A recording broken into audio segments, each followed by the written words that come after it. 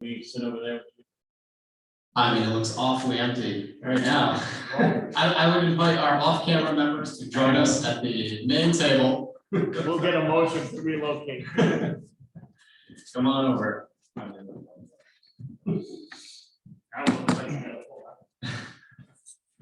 While you guys are relocating, I'm going to ask everybody to review item number 2 on the agenda, which is review and approval of draft meeting minutes from our May 20, 2021, June 3rd, 2021, and June 12th, 2021 meetings. Take a minute to review and let us know if there are any comments, clarification, or changes needed.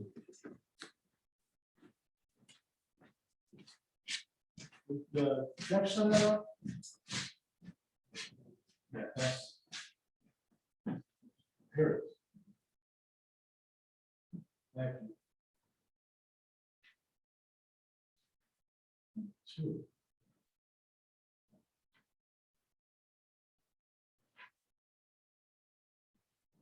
Oh, yeah, there's 3. Right.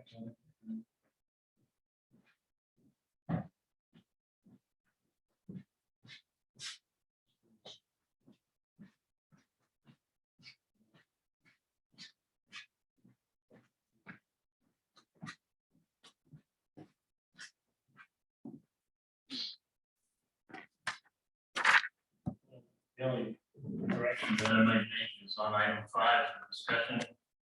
Under class 1 survey, I believe Tom was asking for a price. Which meeting is this? This is from the minutes from 6/3. 6:30. Under item 5, the 4th bullet, I believe the town planner, Tom Kravitz, it was a very good suggestion, but he understands, and that's why he qualified it. Instead, I believe he was requesting a price class 1 as opposed to the class 4.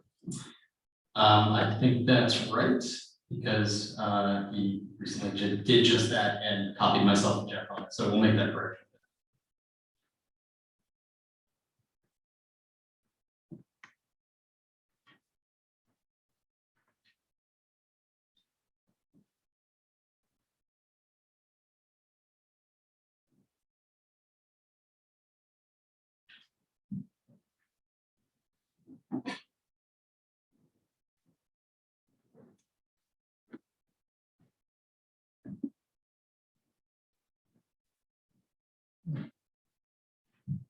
I know there's a lot to get through here, so anything else? I would make a motion to accept. Second. Do we want to accept that? Yeah, Objection. that was clerical. I'll just make that note. Make a motion to accept with the correction made to bullet number 4 on item 5 to indicate price was being requested, not the survey. Okay, we have a second from Mr. Mayo. All in favor? Aye. Meeting minutes are accepted. So we'll move on to item number 3 for discussion, review, and action update from Weston and Sampson. This is broken out to 2 parts. Part A, initial review and highlights from assessment, and part B, the public charrette questions and process. For this part of the meeting, I'm going to hand over the reins to Caroline Wells, who is our representative from Weston and Sampson, who is going to take us through some of this and is remote on Zoom. So Mrs. Wells. Hi, can you hear me okay? Can we turn that up? Just turn it up right now. I can come a little closer too. That's better. We can hear you now. Okay, good.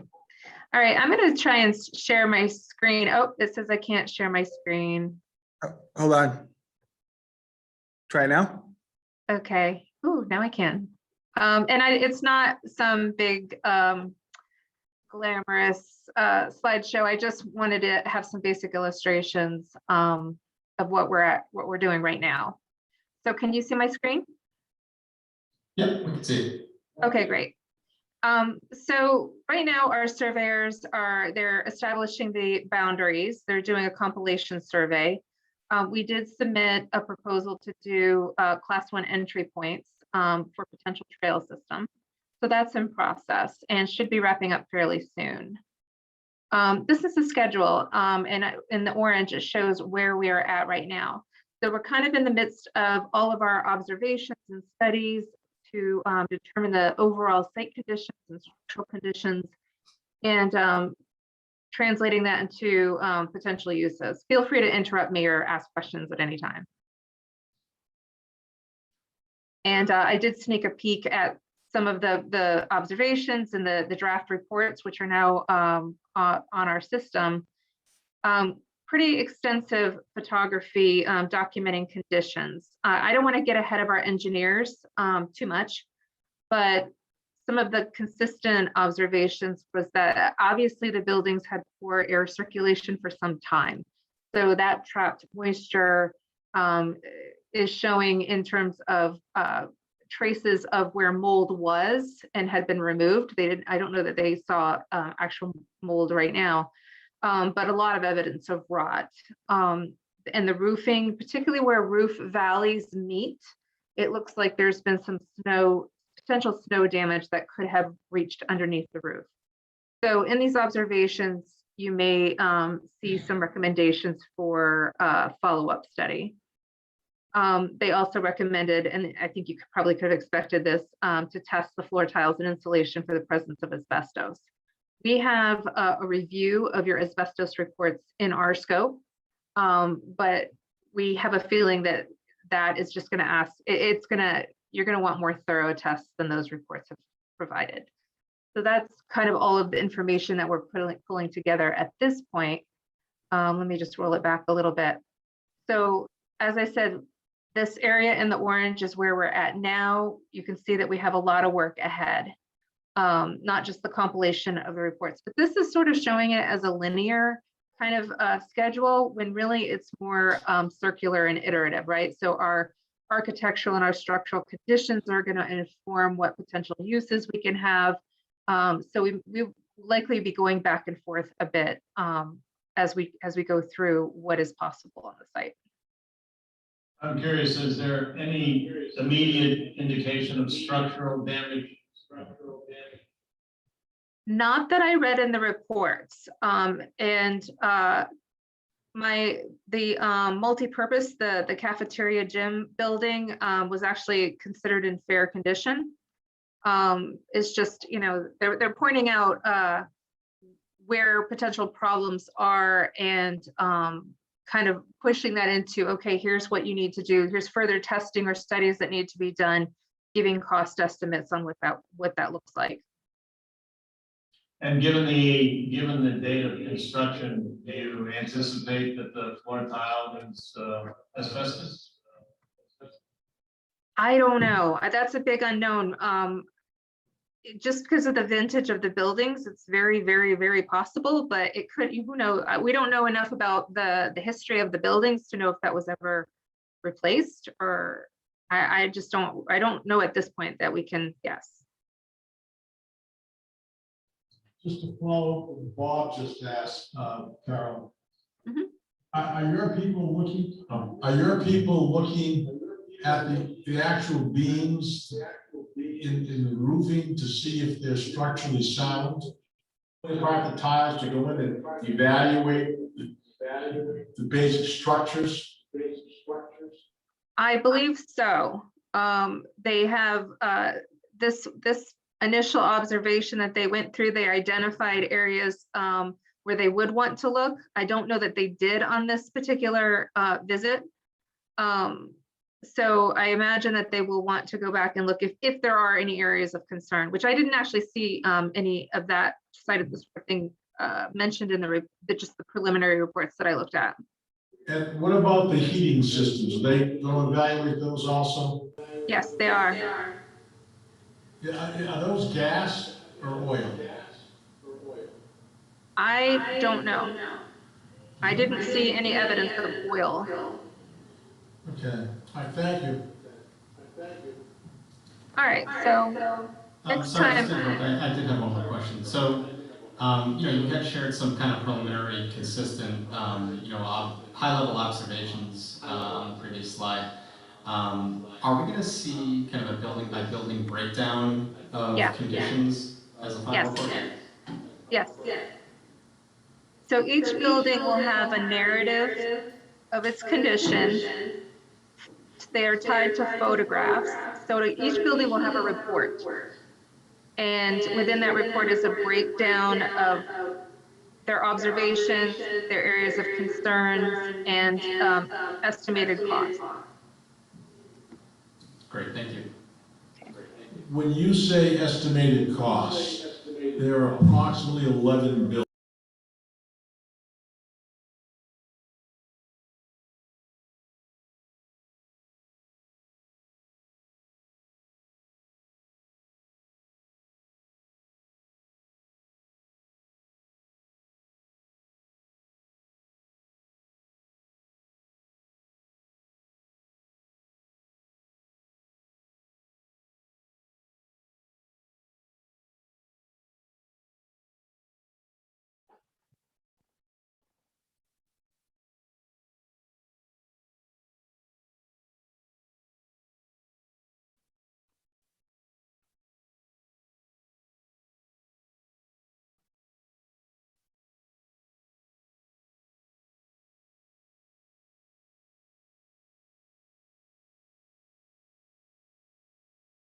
Mike, you see All him? right, try it right now, try again. Okay, now I can hear you. Okay. Okay, I guess what I'm saying is, let's say building 8, which is in part of the program, are we gonna be able to know whether building 8, what it's gonna cost us to put it in a workable, livable condition? That's the i.e., idea. We need a new roof, we need painting, we need this, we need that, it's gonna cost us $82,000 to do it. Are we gonna have that kind of number? Yes, it's really to bring it to code, right? So it needs to be safe for the use that we're proposing. Hey, that's it, thank you. So we'll have that for each building then. Yes, Thank you. all right. I'm gonna try and share again. See if I can get back to where I was.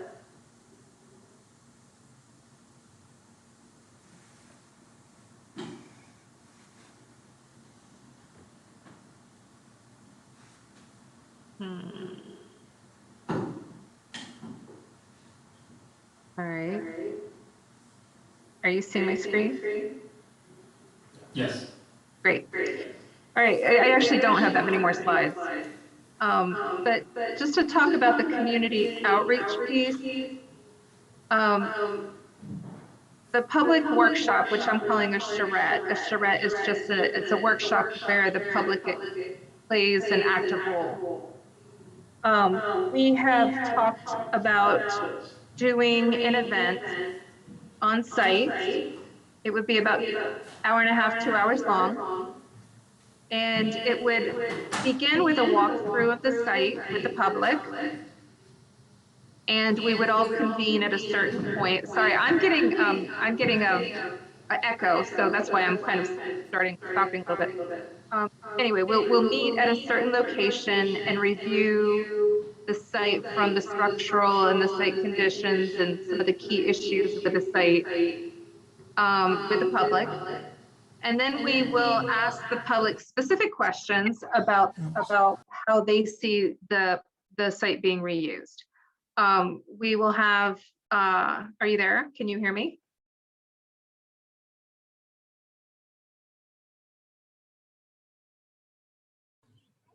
I can hear you, Caroline. Okay, all of a sudden it stopped echoing. I'm like, okay, maybe that means I'm not on. I think they can't hear you in the building though.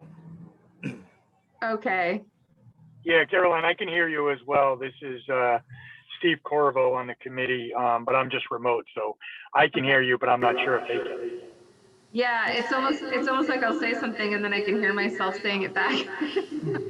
A little We can still hear all of this conversation fine. We hear Steve, we hear Tom, we hear Caroline, but okay. Well, as we're long just as trying you're to hearing. fix the echo on our end. So Okay. sorry for any technical wonkiness here. That's all right, as long as you can hear.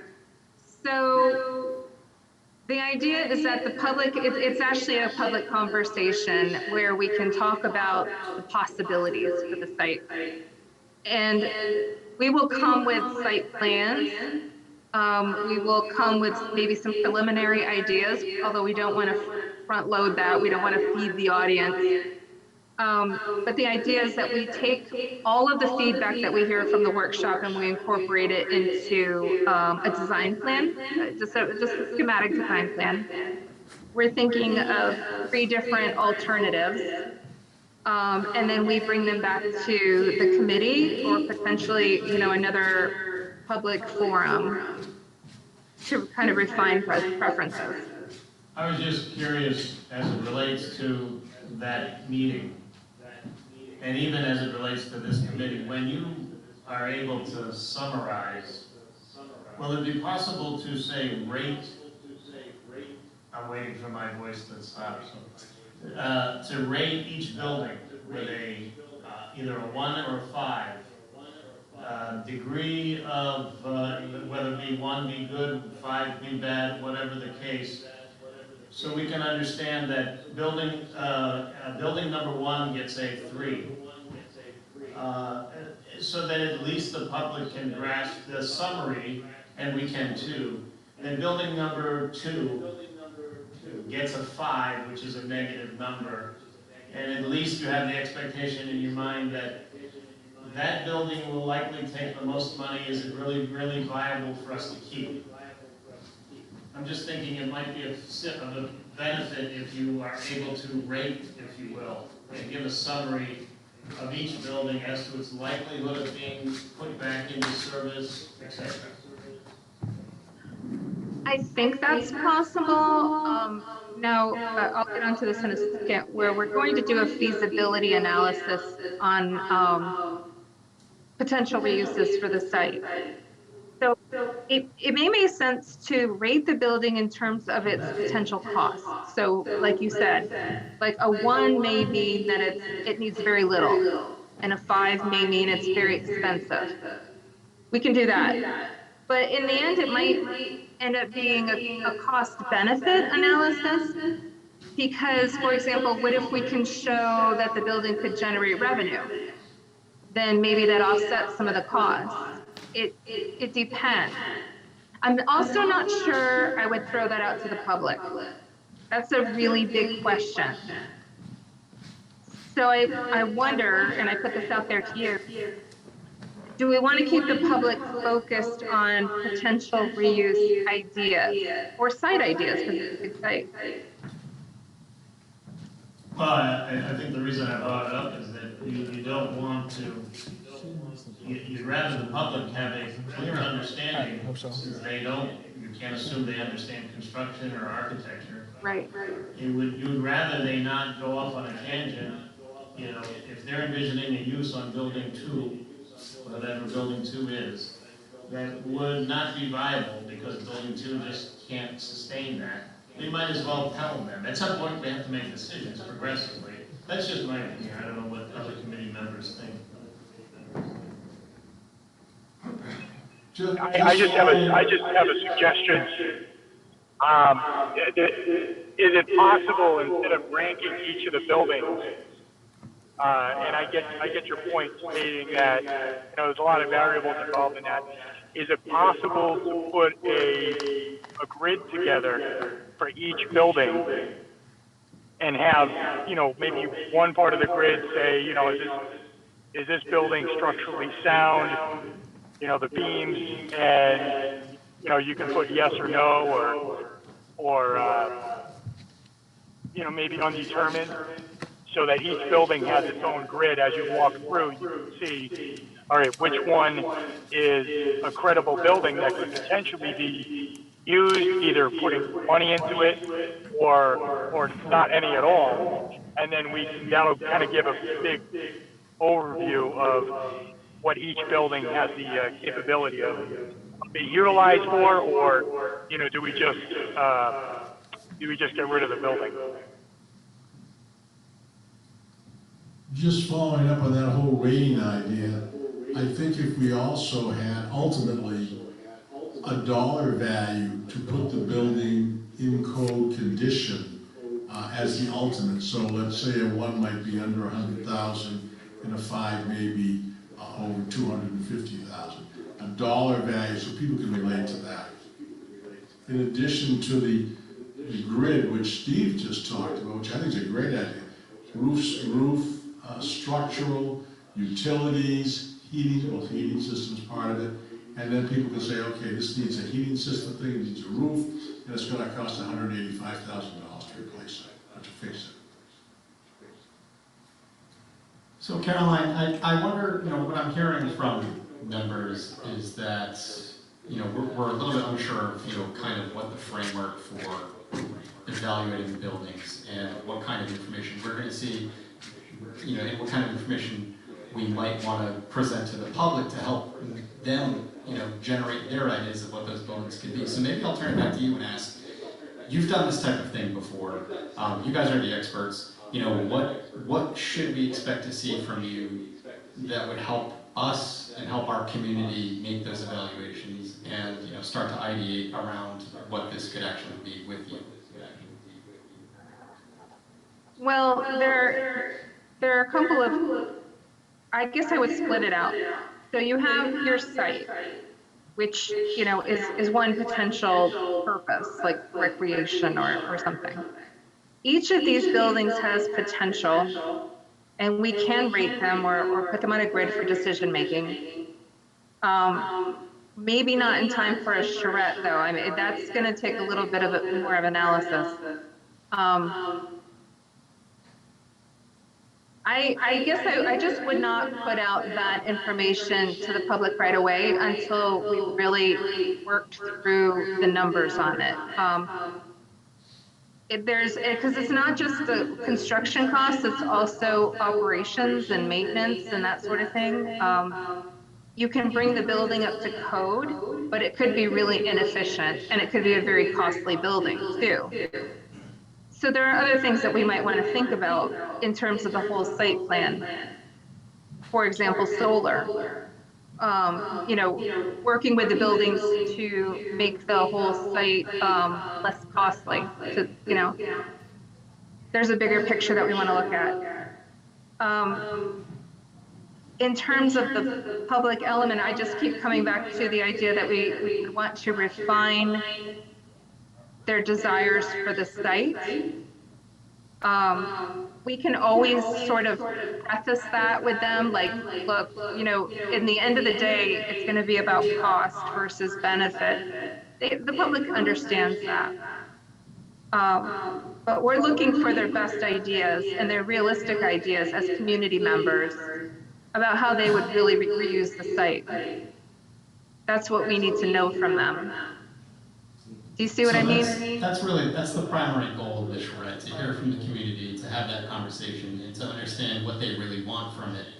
I think, my opinion is that our charge as a committee is to then take that information and do that analysis, with Weston and Sampson, and start to refine, here's the pool of ideas, we can prioritize those how we want, based on what we're hearing. But then it's up to us to really understand what's possible and where we can take that information. Precisely. Mr. Gardner.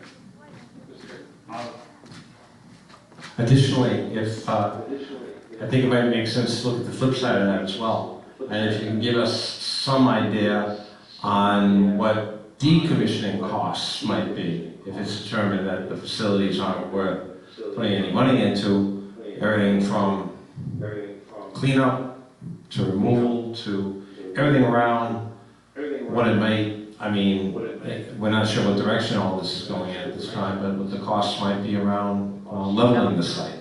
Yeah. That's not necessarily in our scope, but I can ask if that's part of just the normal analysis that we consider.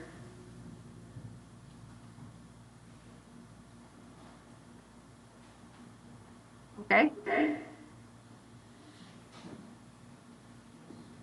Great. So I guess I would ask, do any members have any thoughts on the format of the charrette?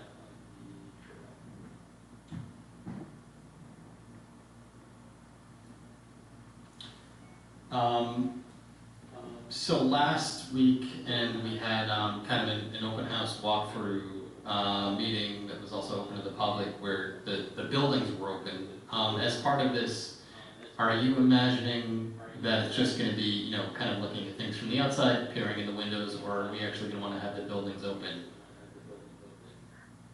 I was, well, it looks like you've already had the public in. When I asked if the public could be inside, I thought that there might have been some maybe potentially legal or liability issues, but if the public has already been allowed inside, that's really a town decision, whether they're okay with people being inside.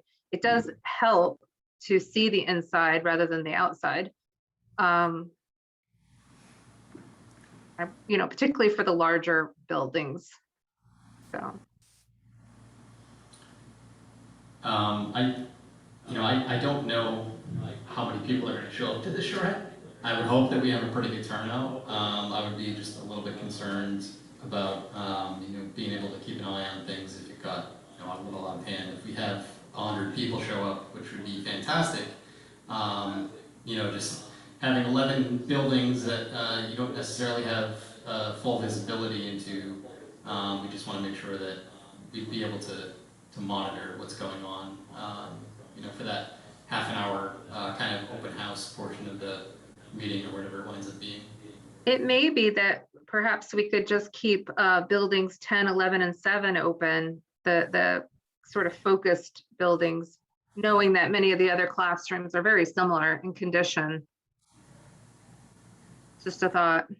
Yeah, and I'm assuming that your team would lead the way, and we go from building 1 to building 2, etc. You would address the unique qualities of each building and then engage the public for that particular building. Is that how this is going to lay out or play out?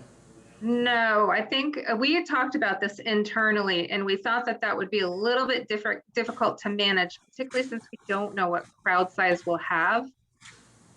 We thought maybe it would be easier to keep everybody focused on the same question. Because we actually talked about splitting people up and having different staff members work with different people, but that could get really hairy depending on how many people we have. So if we keep the group together and we focus on one kind of consideration at a time, that at least I think would foster the conversation a little bit better. It would also help our landscape architects who will be there to kind of capture the key information that they need to put into illustrative designs. So that's the thinking right now. I mean, I'm open to other suggestions, but. I mean, I can understand that. I think that's smart. I was just asking you for clarification, but just to play it out, if I attended and I was just a resident, my first question would be, with what you know, are we better off talking about a blank slate, similar as Tony had mentioned, raising the whole place? Or are we better off focusing on what we have? I'm assuming that a member of the public is probably going to ask that question categorically because it gives them an order of magnitude. Are you telling me that we should make the pegs fit into something, or are we going to just start with a new canvas and start painting with colors? Would you be able to handle that question in a way that they would feel, okay, I get it, we're trying to assess what we've got, but we're open to something new? Is that the way it's going to kind of be handled? It's an interesting question. I think that the question of whether we raise the site is sort of refocusing people and going, well, that's for another day. The community has determined that the school is possibly reusable. And so in order to understand the possibilities for its reuse, we have to kind of get that feeling out of the community. What will make you come visit the site and make it an active site again? What will make you want to come here and learn yoga, take your kid here, take a pottery class, whatever? What we have to hear from the community, what would make them come to the site to reuse it? Because the buildings as they are, many people have fond memories of these buildings, and they're not so happy to see them raised. If it comes to pass that it's just not economically feasible to rehab these buildings to code to accommodate the uses that the community would like to see, then that's a whole nother question, because then you have possibilities that you didn't have before, right? You could potentially incorporate housing in a community center. At that point, you can open yourself up to much more uses. And I would actually even see some other public event or a more concerted public engagement process for that. Does that make sense? Yes, thank you. So is there anything that you need from us, either day of or ahead of time, to help facilitate, this going smoothly, to help, prompt residents in a certain way, or just to kind of help make the event a success? Yeah, so we'll need to touch base maybe through Jeff. Ideally, you would be using your social networks to drive people to the charrette in any way you can. On that day, we will collectively meet beforehand. You'll be serving as facilitators with the community, kind of getting people to talk, or getting people to articulate, because sometimes people don't necessarily want to talk to the group, but they might talk to somebody on the side. So you can help foster some of those conversations and get people comfortable talking about it. That's basically the role of a steering committee generally. So if we wanted to have a separate meeting to talk about that, we could. We don't have a pinned down date for a charrette, correct? I think we're looking at July 24th. 24th, okay. Yeah, Saturday the 24th. Okay, great. I knew it was a Saturday. Yeah, so we might want to touch base, a week before then, and kind of go through roles, map out where we're going to be, so that everybody's comfortable with their positions. You all will want to have name tags, and you'll be sort of the ushers and the guides as the community walks through. So I know, if it winds up being a big outcome and there's 50 to 100 people there, which again would be great, some people aren't always comfortable getting up and speaking in front of a big group. Might we want to do some kind of breakout groups with a couple of committee members each to get people in a smaller setting, maybe after the main portion? Yeah, so if I don't anticipate huge crowds, but you never know. And if we do, we're definitely going to have to talk about a plan B, which is a breakout of, maybe no more than 10 people. And, if you feel like there's going to be people who are like that, anyway, like even if we have, say, 30 people, but we get the sense that maybe some of those people are not going to be talking out loud for whatever reason, we can do it. We can also break them up. It's just sometimes when people are in two small groups, they're not talking to each other, and then you get wildly different outcomes. So yeah, so I think if we do have a large group, we will probably need to break it up. Okay. So we had mentioned this when we spoke with Jeff a while ago, but we do currently have a survey out to the community. Yeah, right. It's running through the end of June, and it's basically asking, do you want to keep or sell the property? What would you like to see from it? What would you not like to see from it? And so far, we've gotten over 350 responses. So there's definitely an interest in this project and what's going on at the site. We'll have time between the survey closing at the end of June and the charrette to share the results with you, which we'll compile into a report. And I know that you said, at the charrette, we kind of want to approach it with a blank slate and, not kind of prompt people to think in a certain way, but for your own knowledge and how the community is thinking, it might help you to frame some of, how you want to address questions and things like that. So we'll definitely share those results with you once they're ready. Yeah, that would be great. Yeah, we're looking forward to that, because just, the high level thinking that the community is already doing is definitely gonna help us at least come in with some sense of understanding. I just want to advance. We are hoping that once we get your survey responses, if there's any further topics that we need to drill down, we're prepared to do that too. especially to address some, targeted groups, people with small children, seniors, if you have any community user groups who, maybe there's, I don't know, yoga, whatever, out there who are looking for space. We might want to reach out to those sort of people. We've thrown together or really compiled some potential more specific questions that we might ask, but we'll run that by you before we do any of that.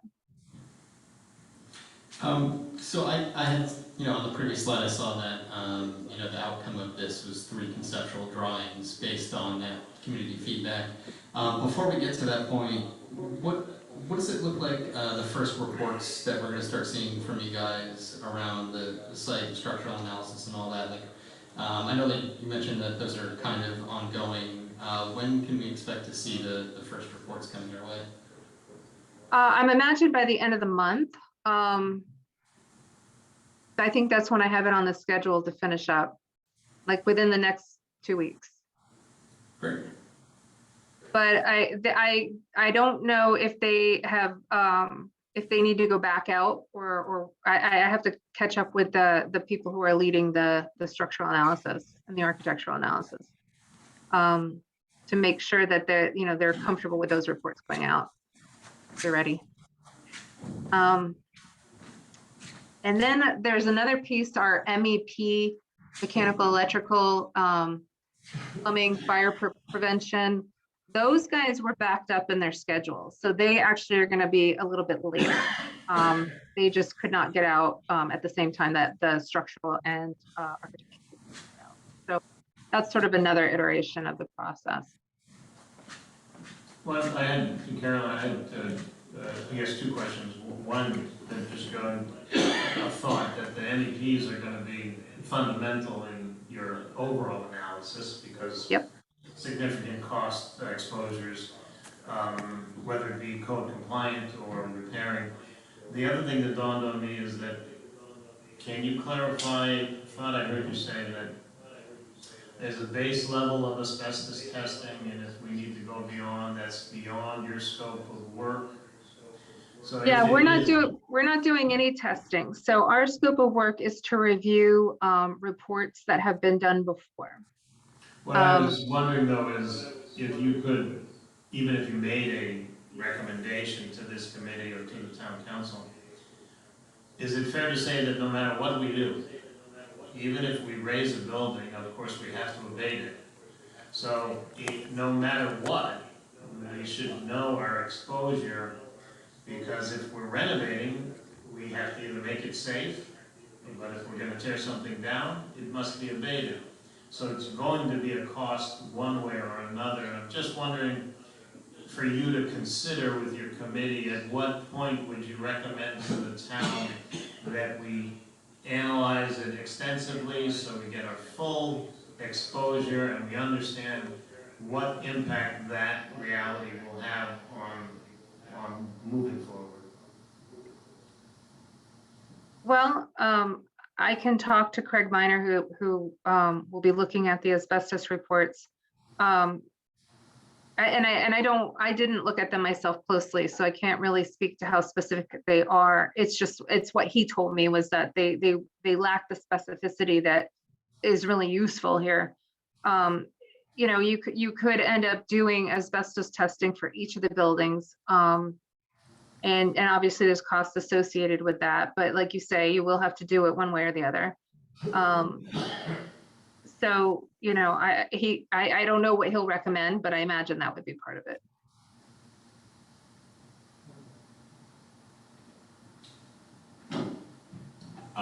Through this conversation, just a couple of thoughts that came into my head. One of them being the night of the charrette, if people are uncomfortable to speak, we want to discuss and think about having some kind of sheet available somebody could fill out and we can be the public voice. I have no problem reading off a piece of paper. I'm sure as committee people we put ourselves in a position to be out in the public, to have people put something on paper who are a little hesitant to speak publicly. We can always read those out, and that way that voice gets out there. Yep. As opposed, oh, sorry. Go ahead. No, I was gonna say, if you see this on the slide, see the little sticky notes? We will likely have, either site layouts or building layouts or sticky notes where people can write and kind of append their thoughts, where they see fit. My other thought was, and I wasn't able to attend the walkthrough, but if we make buildings available and if there is a mold issue in there, what is our approach to that issue? Is it people can look in the door but not necessarily walk in the building? Is it a requirement of some kind of filtration, the mask on?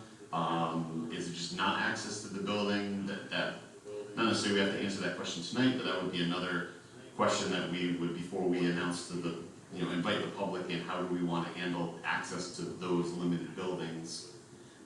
And my last thought through this discussion is, I feel like we are at a push-pull of short-term, long-term. We have the buildings we can examine in the short term. Can they be used with minimal upgrade, because we do have groups that want to get in them? And then there's the long-term vision of what ultimately is that site going to be and how is it going to be transformed. We've thrown out the example of the South Kingstown Rec Center, which is a giant building. So does that would involve, something of that nature would involve a huge transformation of that property. So I think as we go through this process, we will look at what is the short-term solutions and the costs, Right. and what is the long-term solution and the costs. So to Tony's point, we may have to examine the cost of raising that property, but that may be years down the line where we would have to go issue bonds or find the funds, where in the short term, use that property for the seniors, for the food pantry, for other groups that have expressed an interest. Right. I think you're totally right. And it may not be an either or. It may be that you keep some of the buildings, you lose some of the buildings, and you build a brand new building. Who knows? But understanding what people are willing to go to, I think is our first task here. So.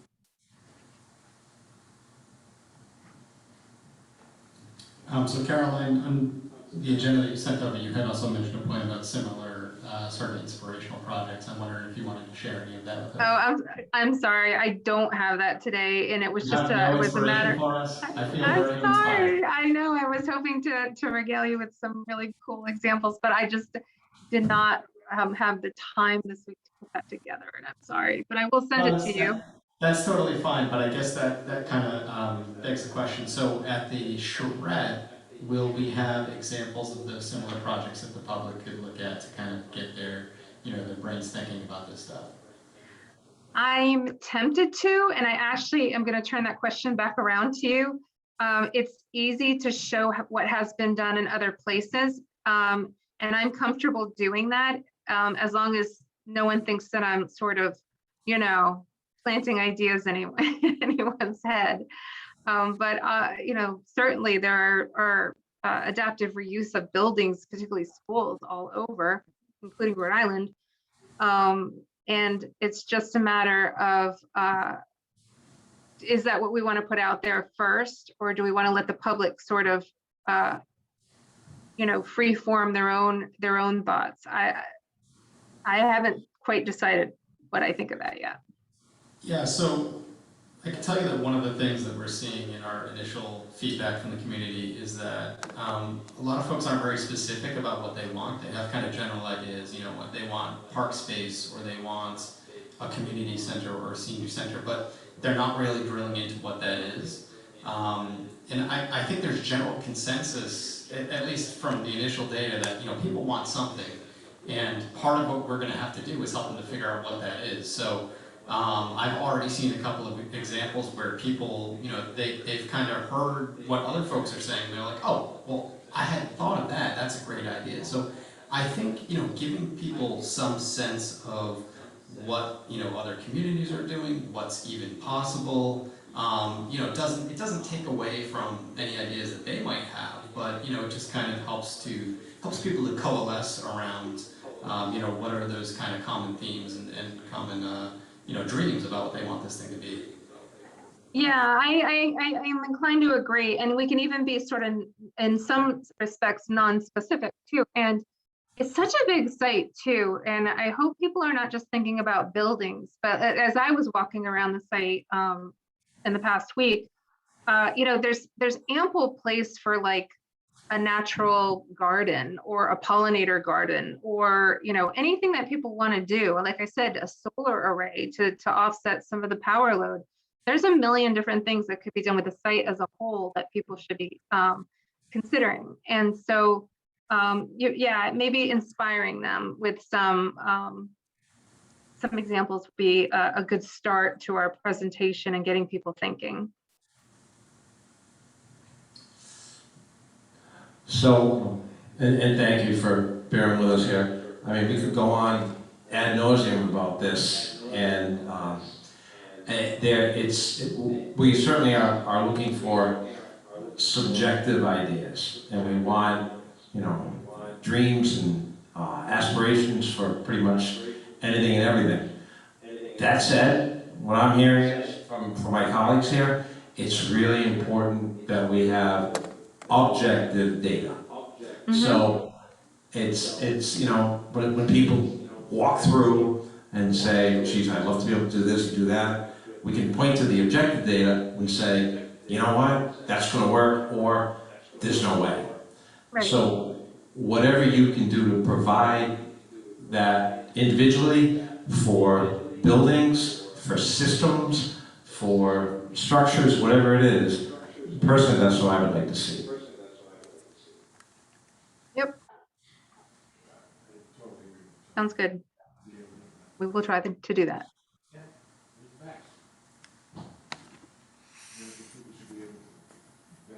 Okay. Those are just sort of sample questions. So just, to wind it up, for our next steps, obviously, like I said, we'll be completing our structural and architectural reports and our MEP work. We'll conduct the outreach in Charette, but we'll be preparing for prior to that, so throughout July. We will do some of the targeted outreach that I discussed. We also have a fairly large economic feasibility pro forma task in this, where the original scope was to look at regional opportunities for parcels like this to be developed. It's just to give the town a sense of, okay, what are the options for the site besides, community? In talking, we were thinking that maybe it might make sense to look at other town-owned facilities, not even in Rhode Island, because I don't think there are that many, but maybe regionally, where the redevelopment was able to bring in some income to the town. Like a small conference center or something like that, something that would be rentable space for weddings or whatever. That was sort of the newer thinking for that work. And then also to just refine what we are considering as our uses, and kind of, like you say, mesh that with our objective data cost estimates. And I imagine at that point we will be talking in a much more granular level than we are now. But that's it. That's all I've got. I can stop sharing.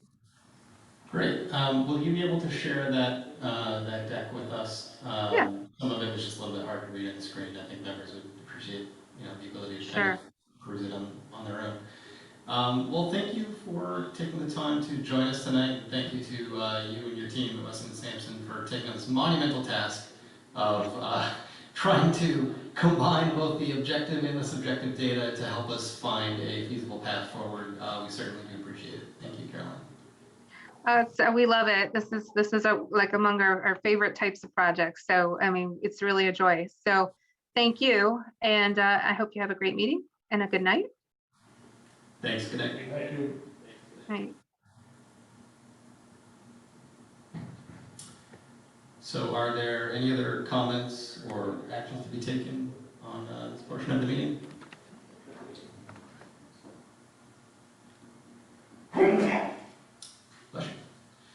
All right, moving on to agenda item 5 for discussion, consideration, and action progress of outreach by committee members. So at the last meeting, Mr. Porter went over outreach assignments. So I just want to go through all of those and look for a quick update from folks that are here. So Tony, the budget committee, were you able to reach out to them? I did. I reached out to Cheryl Marandola, and they are, as you know, very busy right now.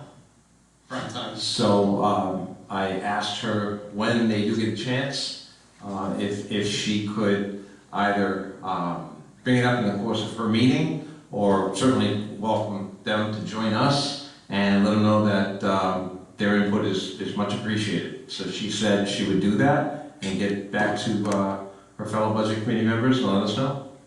All right, thank you. Jeff had been assigned the Asset Management Commission. Obviously, he's not here, so we'll skip that. The Conservation Commission was myself and Scott. They're going to be adding us to their July 13th agenda. So I'll be attending. Scott, you're welcome to attend since you had put yourself on that, or anybody really.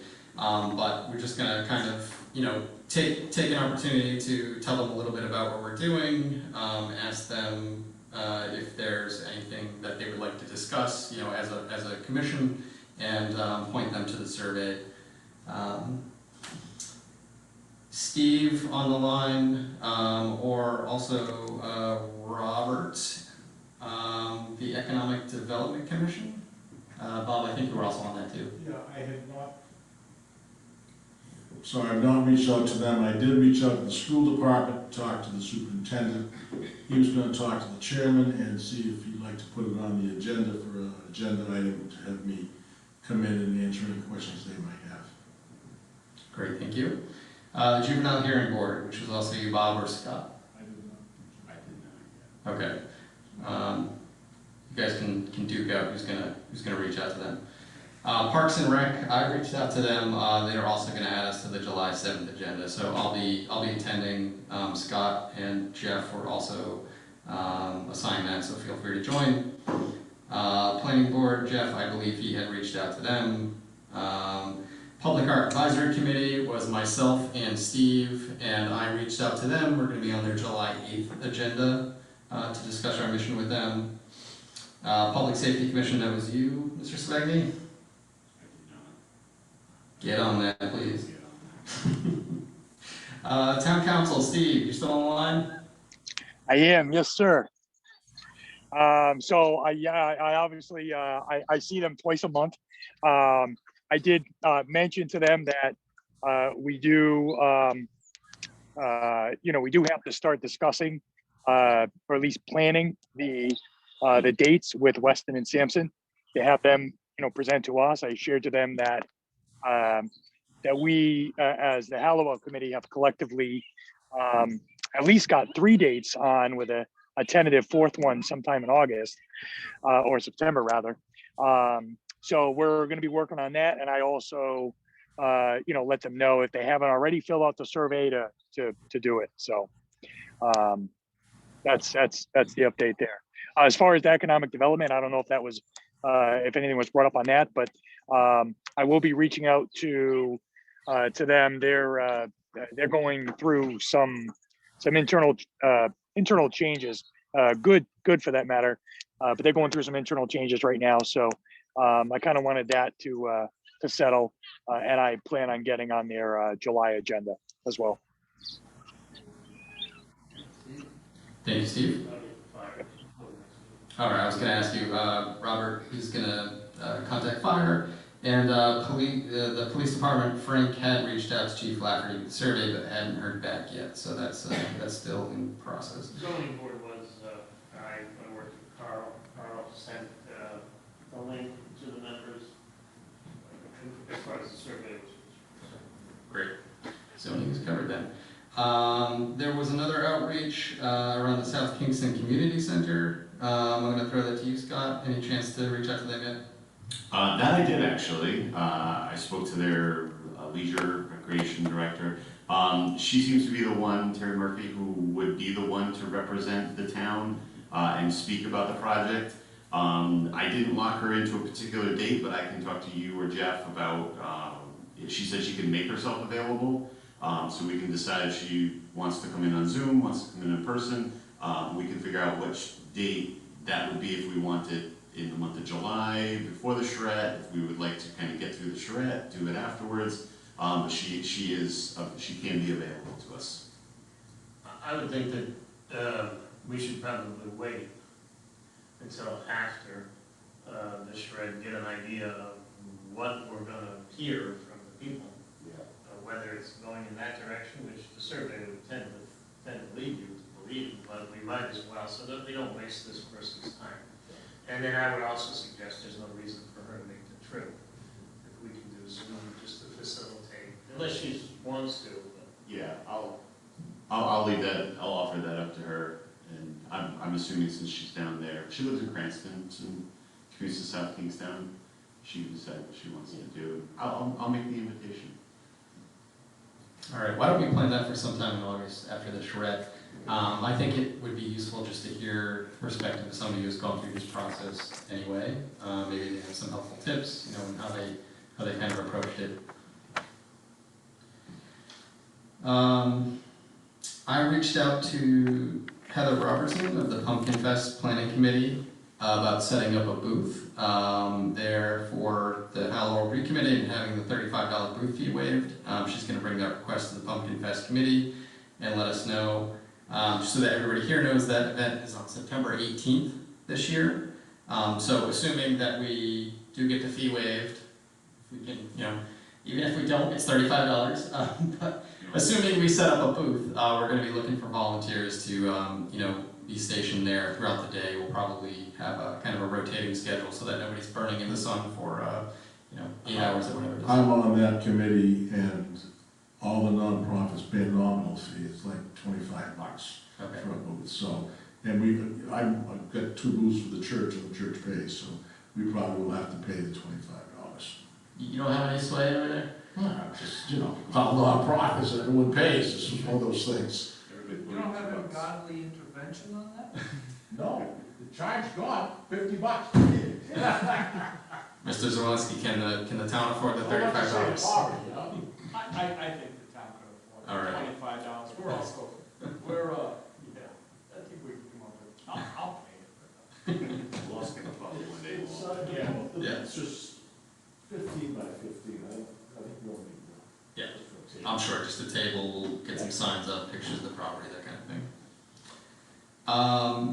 So coffee with the committee, nothing is finalized yet, but Jeff has been in talks with Coffee and Cream to host open coffee with the committee meetings there as part of the ongoing public outreach campaign. So these will be regularly scheduled events where for a few hours on a Saturday morning or something, some committee members would be available at the restaurant for anyone to stop by and have kind of a free-flowing open conversation about the site, you know, about our mission. Again, no details really on that yet, but just know that that's kind of being worked on, and I'm sure that Jeff will talk more about it soon. And then one thing I wanted to bring up at the May 20th meeting, we had discussed reaching out to neighbors of the property, specifically to talk about any expectations or concerns that they have around the site future usage. We haven't discussed it since, but I did want to bring it up again and see if there's any specific action that we want to take. You know, looking at the tax maps, there's maybe 15 to 25 direct abutters to that property. So I don't know if, you know, they would be affected by some, you know, in some way. It kind of depends on what is going to happen at the site.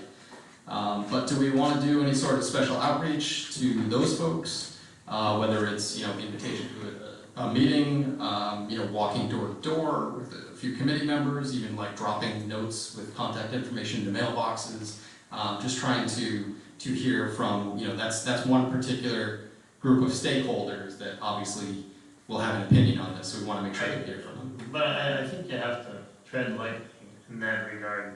You don't want to give that group of people the idea that they are more empowered than the person who lives 4 doors down from them. You know, and what do you define as an abutter? if there's going to be any zoning action, which would be necessitated, then they're going to be notified as an abutter. Is it a good thing to reach out to your immediate neighbors? It is, I think, but only when we have a little bit more focus. There's no sense, in my mind, to just give them, because they can just fill out the survey, if you just want a broad brush. If we want to, once we get some definition, then we could say, well, you know, if this is going to have a direct impact on you. But then again, they live next to a school, or what was a school. But I think we need to be careful not to give them the sense, or to give the sense to the rest of the public that that group of people has any more authority than they do. I agree 100%. It's, to reach out without a plan, without any ideas, I mean, to reach out and ask them for ideas, great. We should be doing that to everybody, right? So certainly when a plan has been developed, and as you mentioned, abutters notification is required anyway, is a good idea. But until that time, I think we should just kind of keep going forward and focusing on the entire town. And since we're having them put their address, basically anybody in Roselawn would be the ones you'd want to look at. I don't know if you've got any, you've been doing that summation, just look for Roselawn, see how many Roselawn people are commenting. Yeah, on the survey, because that would mean they're very concerned. Sure. Hey, gentlemen, So would you, it was an outstanding item from a previous meeting. I wanted to address it and see if, there was any action to be taken, but it sounds like, at this point, probably not, so we can put a pin in that. Yeah, go ahead. I think, yes, we can assign it to one of those agenda items, but I just want to put it out there so we can grasp it, and if we have to discuss it at a later date. It's almost a certainty, I don't see how it couldn't be, that when we have this public gathering, the people are not naive, they're very intelligent in many regards, and even the ones who don't can catch you off guard with their ability to analyze things when you least expect it. But there's no question that at some point, somebody or multiple people are going to say how. Not what, but how.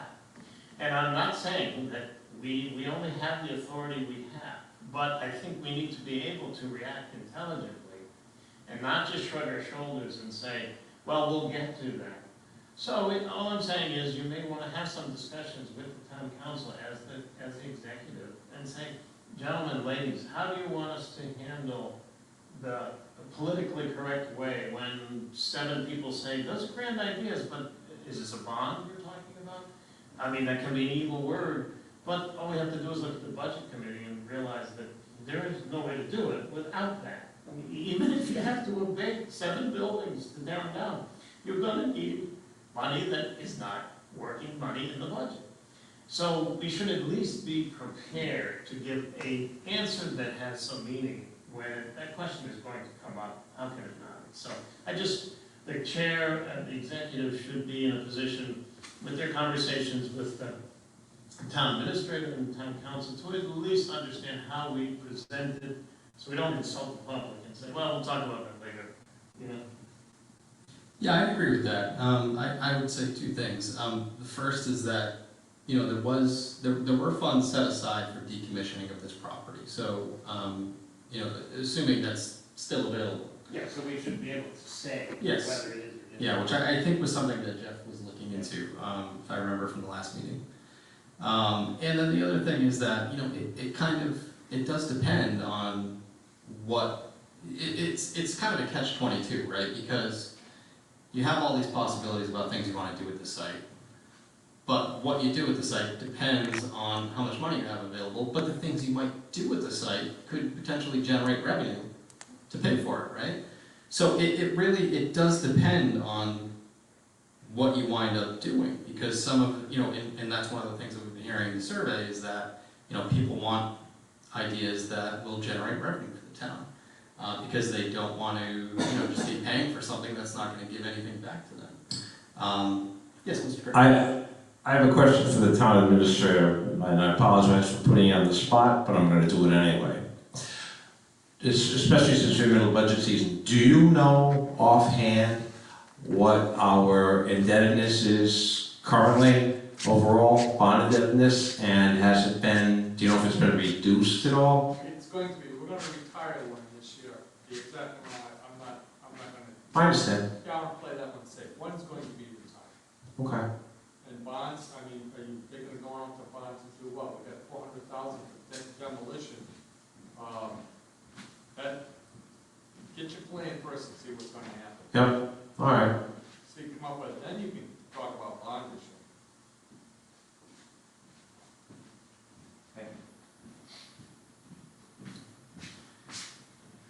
Okay, so unless anybody has anything else to add to the committee outreach section of the meeting. All right. Agenda item 6, which is our next meeting, July 1, and after that, July 15th. I don't have anything specific to kind of prepare for that. I do think that we're gonna close the survey at the end of June. At the July 15th meeting, I would expect the report to be ready, so we can talk through that ahead of the public charrette. Obviously, like we talked about, we don't want to see people's thinking, but these are public meetings, and for the committee members to know, what's in that initial survey, we'll take that information, and if anybody tunes in and hears it, we can't do much about that, but we'll have those results ahead of the charrette. 300 plus, is it okay? Yes, we were at 350 results this morning, I think. Yeah, so it's a pretty good response. I believe Jeff had spoken to the town clerk about making printed surveys available. At the last meeting, Frank discussed working with Linda Tebow to assist seniors with filling out the survey. I don't have an update on that right now, but we can reach out to him after the meeting to make sure that's moving ahead. One note, so if we do get, a bunch of people kind of handwriting responses, we're gonna need volunteers to type this stuff in, so. Chris? Steve Carver wants to speak. Oh, Steve, Mr. Carvo. Hey, really quick, guys. I don't know if it was brought up, but have we looked at getting something out via the superintendent out to parents, not necessarily students? Because I think that might yield a lot of results before the end of the year. Yeah, that's a great question and a good idea. I don't think that it was phrased that way. I know that Jeff had asked the superintendent to send it out to some of the older kids, and it was shared with the high school. But I don't think that we asked to utilize the school's parent network. But it might be an option. So we'll raise that again and see if that's something they'd be willing to do. Okay, if you guys would like, if you want, I'd be more than happy to put in that request for you, just so it happens, relatively soon, before the end of the school year. Yeah, absolutely, and we're coming up against that quick, so we'll see if we can get that note out this week, which would be tomorrow. Isn't the survey thanks. still in your weekly newsletter, Paul? Yes. With a link? Yeah. I believe, because I think I did